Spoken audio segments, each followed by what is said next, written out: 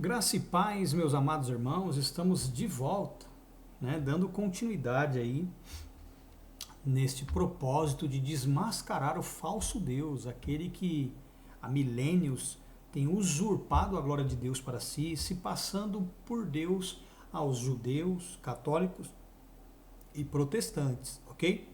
Nós estamos aqui para desvendar esse mistério do porquê ele é chamado de diabo. Diabo, em espanhol, diablo, o de duas palavras. Já no grego, diabolos significa farsante, falsário, aquele que se passa por quem não é, através da maneira como se apresenta, através daquilo que diz. Ok? Então, se essa explicação fora dada, né, a todos, todos entenderão que alguém se passou por Deus. Esse se passou por Deus, onde? Onde ele fez isso? Em que momento da história bíblica ele fez isso? E aí, pegaríamos, né? As pessoas não prestam atenção naquilo que elas leem porque elas são levadas a acreditar numa fusão de anjos encabeçados por Satanás, né? Pelo dragão, que essa fusão de anjos é um único Deus adorado pelos judeus, pelos católicos e protestantes, atribuindo a ele a paternidade de Cristo. E nós vemos que aquele Deus que agia na antiga aliança, né, ou na maioria das vezes que agia na antiga aliança, ele tinha um comportamento similar ao humano. Na verdade, do ser humano é similar ao dele por conta dos desejos, das coisas às quais ele era escravo. Então ele, na verdade, ele acabou levando as pessoas à escravidão em que ele se colocou, movido aí por suas paixões. Mas enfim, amados, antes de mais nada, se inscreva no nosso canal, clique no sininho para ser notificado de novos vídeos, dê o seu like, o famoso joinha.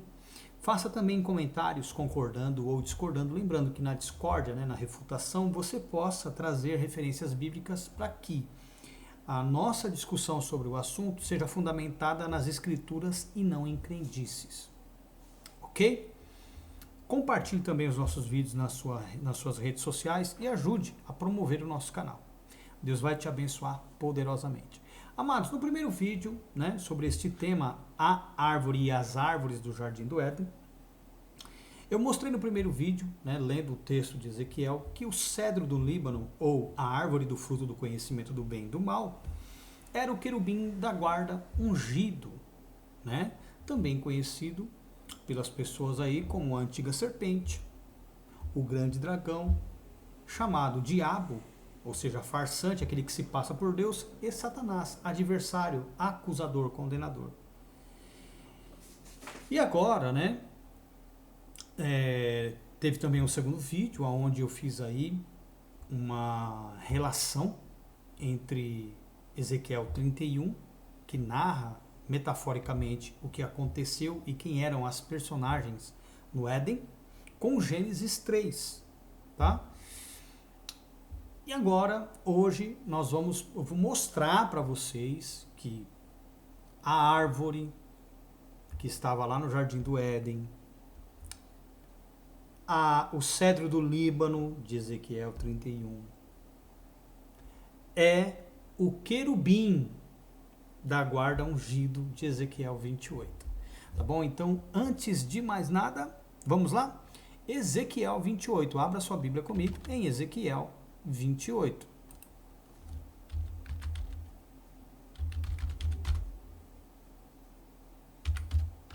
A partir do versículo de número 12. Ok? Então vamos lá. Ezequiel 28, a partir do versículo de número 12. Prestem bastante atenção. Olha o que diz aí. Filho do homem, levanta uma lamentação sobre o rei de Tiro. Perceba que nos versículos 1 e 2 faz referência ao príncipe, porque ali trata de quem? Do anticristo. Tá? Lembrando que aqui é uma profecia de repreensão a Tiro, tá? Só que traz aí uma revelação de quem era, né, Satanás e onde ele estava, por onde ele andou. Tá certo? Então vamos lá. Filho do homem, levanta uma lamentação sobre o rei de Tiro e diz-lhe: assim diz o Senhor. Aqui, o Senhor aqui se refere ao tetragrama que eles colocaram como Jeová, lembrando que não existe J em hebraico, então a pronúncia nunca seria Jeová, que ocultaram também algumas outras letras. A pronúncia do tetragrama pós-exílio por influência do aramaico era Yehoah, tá? E não Jeová. Tu és o aferidor da medida, ou seja, tu és usado para aferir, ou seja, conseguir ser usado como parâmetro daquilo que é perfeito. Não, então tudo que era feito era comparado a ele, né? Era aferido por ele. Tu és o aferidor da medida, cheio de sabedoria e perfeito em formosura. Era um cara bonitão. Era não, é, né? Estavas aonde? Aonde é que ele estava? Estavas aonde? No Éden, jardim de Deus. Toda pedra preciosa era a tua cobertura. A sardônia, o topázio, o diamante, a turquesa, o ônix, o jaspe, a safira, o carbúnculo, a esmeralda e o ouro. A obra dos teus tambores e dos teus pífaros estava em ti. No dia em que foste criado, foram preparados. Tu eras, o que ele era? Querubim ungido. O que significa querubim ungido? Na verdade, aqui em hebraico consta queruv, que é singular, tá? Querubim ou queruvim já é plural, tá? A terminação in em hebraico dá pluralidade. Então, você vai encontrar em hebraico tu eras queruv, ungido. Ou seja, em português, um querubim ungido. Ungido diz respeito a ser munido de autoridade. Tu eras querubim ungido para proteger. Então, ele era um querubim munido de autoridade. Para o quê?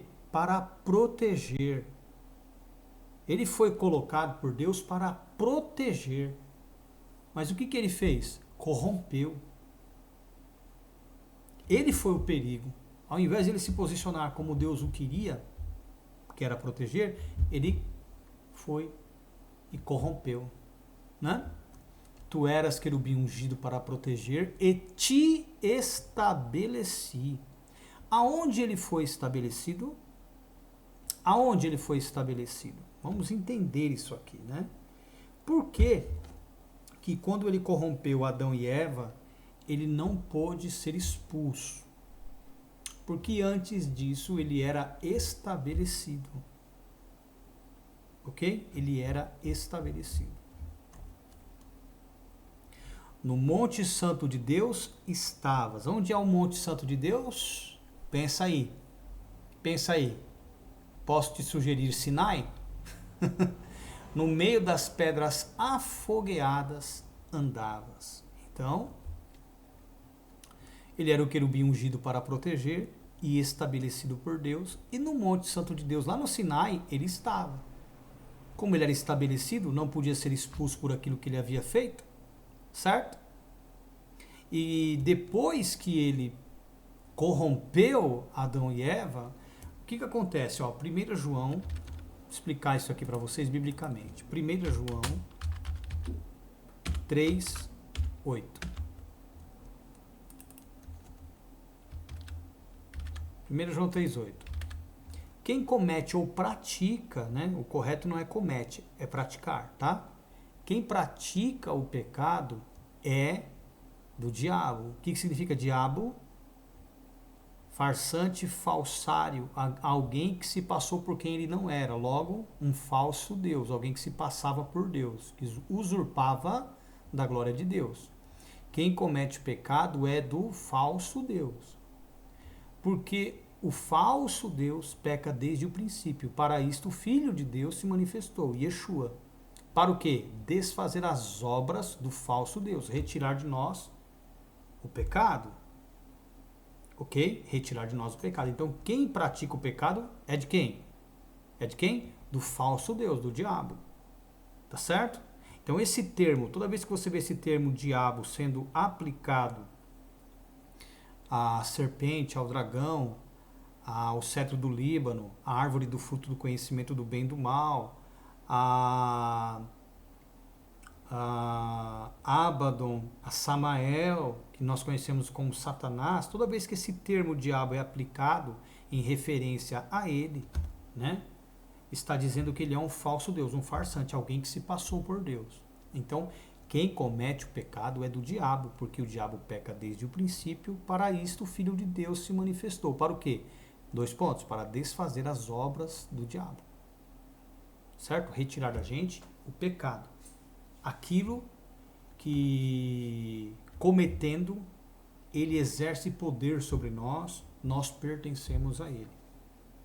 Tá certo? Então, a partir do momento que ele corrompeu a humanidade, ele passou a ser o quê? O Deus deste século.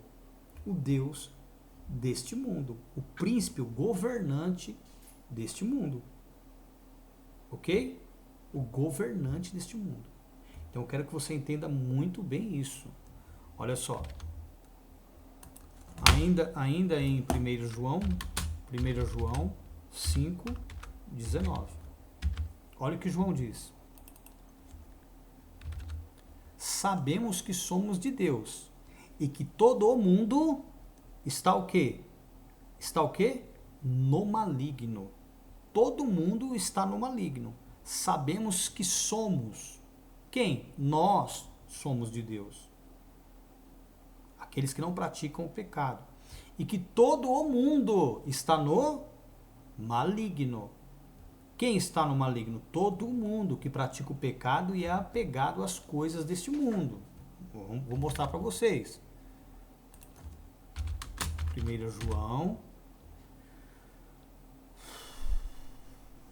capítulo 2, versículo 15 em diante. E que diz aí? Não ameis o mundo, nem o que no mundo há. Se alguém ama o mundo, o amor do Pai não está nele, ou seja, o indivíduo não ama como Deus. Porque tudo o que há no mundo, a concupiscência da carne, olha só, os desejos da carne, a concupiscência dos olhos, aquilo que os olhos cobiçam, e a soberba da vida, a vaidade de gozar de tudo isso, não é do Pai, mas do mundo. O que diz aí? E o mundo passa e a sua concupiscência, os seus desejos malignos. Mas aquele que faz a vontade de Deus, e qual é a vontade de Deus? 1 Tessalonicenses 4:3, é a nossa santificação. Permanece para sempre, ou seja, tem a vida eterna. Mas o mundo, né, a gente não pode amar o mundo, por quê? O mundo jaz do maligno. Então as pessoas, tudo aquilo que o mundo tem, todos aqueles que vivem na prática do pecado, apegado às coisas dessa vida, fazendo a vontade da carne e dos pensamentos, estão todos ali presos nesse ambiente coordenado, organizado, extremamente influenciador, extremamente sedutor, corruptor, que é o mundo. O mundo que está no poder do diabo. Olha só. Mateus capítulo 4. Mateus 4. Deixa eu ver. Mateus 4. Mateus 4, a partir do versículo 5. Olha só. Então o diabo, mais uma vez, o falso Deus, transportou a cidade santa e colocou-o sobre o pináculo do templo. E disse-lhe: se tu és o filho de Deus, lança-te daqui abaixo, porque está escrito: aos seus anjos dará ordem a teu respeito, tomar-te-ão nas suas mãos, para que não tropece em pedra alguma. Aqui que eu quero chegar. Novamente o transportou o diabo, o falso Deus, a um monte muito alto e mostrou-lhe todos os reinos do mundo e a glória, a riqueza deles, o poder deles. Certo? Todos os reinos do mundo e a glória deles. Concupiscência da carne, concupiscência dos olhos. E disse-lhe, tudo isto te darei se prostrado me adorares. Aí então, olha que o Messias, como o Messias o chama. Vai-te, Satanás, adversário, oponente. Você não está a meu favor, você está se opondo a mim, ao meu propósito, porque está escrito, ao Senhor teu Deus adorarás e só a Ele servirás. Eu não vou venerar você, eu não vou adorar você, eu sei quem você é o oponente, você é o diabo, você é o falso Deus, você tem poder sobre o mundo. Eu não sou do mundo, olha só, João 17, 14 em diante. João 17, 14 em diante. Dei-lhes a tua palavra e o mundo que jaz no maligno, os odiou, porque não são do mundo, assim como eu não sou do mundo. Entenderam? Não peço que os tires do mundo, mas que os livre de quem? Do mal. Esse mal aqui, em algumas versões, deixa eu ver aqui uma versão, aqui ó, não rogo que os tires do mundo, mas que os guardes ou protejas de quem? Do maligno. Lembra 1 João, capítulo 5, 19? Sabemos que somos de Deus e o mundo inteiro jaz no maligno. Não rogo que os tires do mundo, que é do maligno, mas que os guarde, os proteja de quem? Do maligno, de quem é o mundo onde eles estarão. 16. Eles não são do mundo, assim como eu não sou do mundo. Então este mundo aqui, ele tem um Deus, né? Quem é mundano, quem é entregue ao pecado, quem gosta desse mundo, quem busca as coisas, que gosta de gozar das coisas deste mundo aqui, né? Concupiscência da carne, concupiscência dos olhos, a soberba da vida, eles estão sob influência, sob debaixo do poder de Satanás, do diabo, do falso Deus, e não sabem disso, né? Olha o que Paulo fala, 2 Coríntios 4:4. Olha o que Paulo fala. Vamos ler desde o versículo 3. Mas se ainda o nosso evangelho está encoberto, não foi revelado, né? Deixa eu mudar aqui a versão. Mas se ainda o nosso evangelho está encoberto, não foi revelado, para os que se perdem está encoberto, não foi revelado, tá? Nos quais o Deus deste século cegou os entendimentos dos incrédulos. Então a incredulidade aqui não é buscar Deus ou achar que tem Deus. A incredulidade aqui diz respeito à falta de entendimento daqueles que foram cegados por Satanás, que não conseguem entender isso que nós pregamos, nos quais o Deus deste século, desta geração, cegou, ou deste mundo, né, em algumas versões, cegou os entendimentos dos incrédulos para que não lhes resplandeça a luz do evangelho da glória de Cristo, que é a imagem de Deus. Então as pessoas, elas estão o quê? Elas foram cegadas pelo inimigo, né? Elas não conseguem ver o que nós vemos, elas não conseguem entender o que nós entendemos, né? Elas não têm a menor ideia das coisas que nós falamos aqui. Olha só, nessa versão aqui, olha, como século, nos quais o Deus deste mundo, cegou as mentes dos incrédulos para que não lhes raiasse a luz do evangelho da glória de Cristo, o qual é a imagem de Deus. Então, Satanás, ele é o quê? O Deus deste mundo, ele é o Deus deste século, desta era, desta geração, desta criação. Ele não tem nada a ver com Deus. Satanás, né, o diabo, o enganador, que se passa por Deus, e as pessoas pensam que ele é o pai do Senhor Yeshua, mas não é. Não é. Então, voltando lá para Ezequiel 28, onde nós estávamos, né? Ezequiel, capítulo de número 28.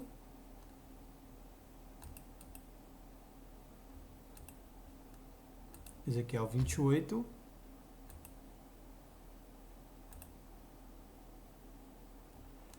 Versículo de número 14, né? Onde nós tínhamos parado lá. Tu eras querubim ungido. Vou colocar na versão revista corrigida, fica mais fácil de entender. Tu eras querubim ungido para proteger, e te estabeleci. No monte santo de Deus estavas, no meio das pedras afogueadas andavas. Então, quando ele foi estabelecido, ele não podia... Quando ele corrompeu a humanidade, ele foi colocado no templo. Gênesis. Olha como que os caras são malignos. Gênesis 3:24. Eu tenho falado sobre esse versículo nos outros vídeos para que vocês possam entender. Gênesis 3:24. Olha só.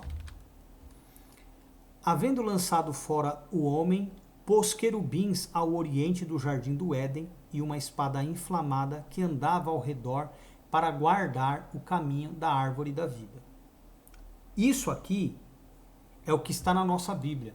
Só que quando você pega o dicionário Vini da CPAD, Casa Publicadora das Assembleias de Deus, quando faz menção a este episódio, diz que deveria constar assim nas nossas traduções, como eu vou te dizer agora. E havendo lançado fora o homem, fez habitar o querubim no templo, a leste ou a oriente do jardim do Éden, e uma espada inflamada que andava ao redor de si mesma para guardar o caminho da árvore da vida. Então foi colocado, ele fez habitar no templo o querubim. Por quê? Deus era Deus. Deus era Deus de quem? Dos obedientes, dos santos. Satanás despertou o livre-arbítrio, a humanidade se corrompeu através de Adão e Eva. Quem que foi colocado no templo para se tornar Deus em referência ao comportamento dos devotos? Ou seja, quem pratica o pecado é de quem? É do diabo. Então quem passou a ser Deus? Ele que teve que ser colocado no templo. Ele passou a ser Deus. Olha que mistério. Ele foi colocado por Deus no templo. Deus fez ele habitar no templo. Ele passou a ser o Deus da humanidade. Ele começou a ter santuários e começou a corromper os seus santuários, porque ele não conseguia ter integridade. Mas ele, como era estabelecido, ele teve várias chances. Estava no Sinai, foi lá, usurpou e fez aquela bagunça toda, que as pessoas não entendem quando nós explicamos isso. Tá? Então aqui, Gênesis 3:24, havendo lançado fora o homem, no original não é pôs querubins, fez habitar no templo, no singular, querubim. Quem é este? Ezequiel, capítulo 28, versículo de número 14, né? 15 que nós estamos lendo, acho que é o 14. O querubim da guarda ungido, estabelecido. Então, havendo lançado fora o homem, fez habitar o querubim no templo, a leste ou ao oriente do jardim do Éden, e uma espada inflamada que andava ao redor para guardar o caminho da árvore da vida. Que coisa, hein? Acho que você nunca ouviu isso na sua vida, né? Então, essa era a tradução que deveria constar para nós e não consta, né? Modificaram aí justamente para a implantação do reino dele. Ezequiel 28:14, olha o que diz. Tu eras querubim ungido para proteger e te estabeleci, no monte santo de Deus estavas, no Sinai, no meio das pedras afogueadas, andavas. Perfeito eras nos teus caminhos, desde o dia em que foste criado, até que se achou iniquidade em ti, transgressão da lei em ti.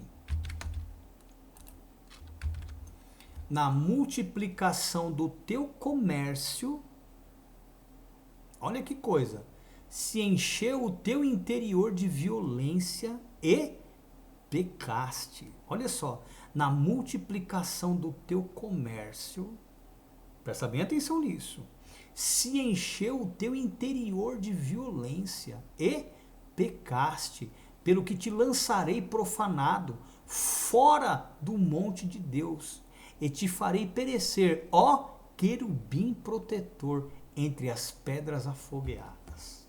Meu Deus, que revelação, hein, irmãos? Que revelação, hein, irmãos? E você tá lá, ai meu Deus, que esteve no Sinai, que abriu o Mar Vermelho, que fez cair maná no deserto. Ó, quem era o seu Deus aí, ó? Ó, quem era o seu Deus aí, irmão? Quem é que estava lá no monte? Quem que estava lá no Sinai, irmão? Em Horebe e tantos outros montes. Quem é que estava? Atos 7:38. Este é Moisés, que estava dentro da congregação com o anjo que lhe falava no Monte Sinai, né? O qual nos deu palavras da vida, porque ele assim, ele usa a palavra de Deus, né? Ele fala, porque o que as pessoas não entendem é que a mentira do diabo não é, presta bem atenção, a mentira do diabo não é uma invenção, é uma deturpação. Por isso surgiu o termo heresia, que diz respeito à distorção da verdade. Então ele vai usar o que? Da palavra de Deus e vai distorcê-la através do que ele ensina e do que ele faz. Por isso que lá, deu os 10 mandamentos. Não farás para ti imagem de escultura. Beleza, os mandamentos são de Deus. Não farás para ti imagem de escultura nem semelhança alguma do que é em cima no céu, embaixo na terra e nas águas embaixo da terra. Não as farás, nem as adorarás. Nem as adorarás. Eis que perseguirei a maldição dos pais nos filhos, até a 3ª e 4ª geração daqueles que me desobedecem. Aí, ele manda uma praga revoltada com o povo, por causa da desobediência dele, de serpentes, começa a matar todo mundo. Moisés intercede. Ele vai lá e faz o quê? Moisés faz uma serpente de bronze. Quem olhar para a serpente é curado. Ele mesmo transgride. Não matarás. Aí depois vira para o povo, vai lá, mata todo mundo. Menino de colo, velho, mulher que não for virgem, mesmo que tiver grávida, as meninas virgens e as mulheres virgens tomem para vocês, rapa a cabeça, corta a unha. Se vocês gostarem, ficarão com elas, ó. Depois que vocês estuprarem, fizerem o que vocês quiserem, fica para vocês. Se vocês não quiserem, manda embora. Pois é. E as pessoas estão lá, ó, não conseguem enxergar essas coisas que eu estou mostrando aqui para vocês. Não consegue ver.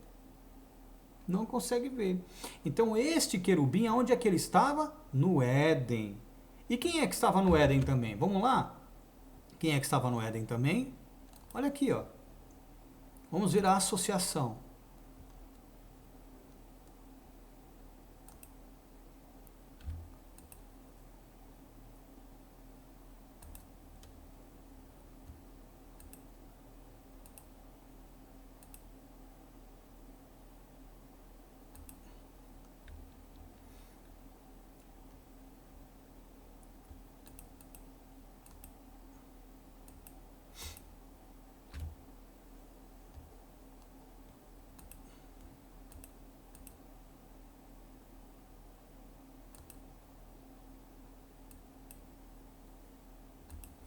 Ezequiel capítulo 31, versículo de número 8. Olha só. Os cedros, os querubins, não o podiam escurecer no jardim de Deus, não tinham o mesmo poder que ele. Ele era o maior de todos. As faias, os serafins, não igualavam os seus ramos, não tinham a mesma influência. E as castanheiras não eram como os seus renovos, não tinham as mesmas revelações. Nenhuma árvore, nenhum anjo no jardim de Deus se assemelhava a ele. A quem? Ao cedro do Líbano, na sua formosura, naquilo que lhe era atraente, conhecimento. Formoso o fiz com a multidão dos seus ramos, com toda a sua influência. E todas as árvores, todos os anjos do Éden que estavam no jardim de Deus tiveram inveja dele. De quem? Do cedro do Líbano. Então, veja bem, o querubim que estava no jardim do Éden, o querubim da guarda ungido, é o mesmo cedro do Líbano, ok? Que estava no jardim do Éden, que é a mesma árvore do fruto do conhecimento do bem e do mal, pela qual Eva, em Gênesis 3:6, se viu atraída. É a mesma pessoa. É a mesma criatura. Entenderam? Amados, eu vou ficar por aqui. Darei continuidade a esse assunto no próximo vídeo, então não perca, né? Não perca o próximo vídeo, que daremos continuidade a este assunto, né? Vou mostrar mais pormenorizadamente. Aqui eu dei uma explicação muito boa, com certeza você compreendeu bastante coisa. E eu peço agora, encarecidamente, que você possa contribuir conosco com seus dízimos e suas ofertas, obviamente que voluntariamente. Então, se você sentir no seu coração, contribua conosco com seus dízimos e suas ofertas, através do Pix no CPF 18583-39863 e no Pix no celular no 11 986796974. Toda a vossa ajuda será muito bem-vinda e poderá contribuir conosco para termos aí mais tecnologia, para desenvolvermos materiais mais didáticos, com mais, como que eu posso dizer, com mais meios para que se torne não só atrativo, como também didático, tá bom? Deus abençoe todos vocês e até a próxima. Shalom.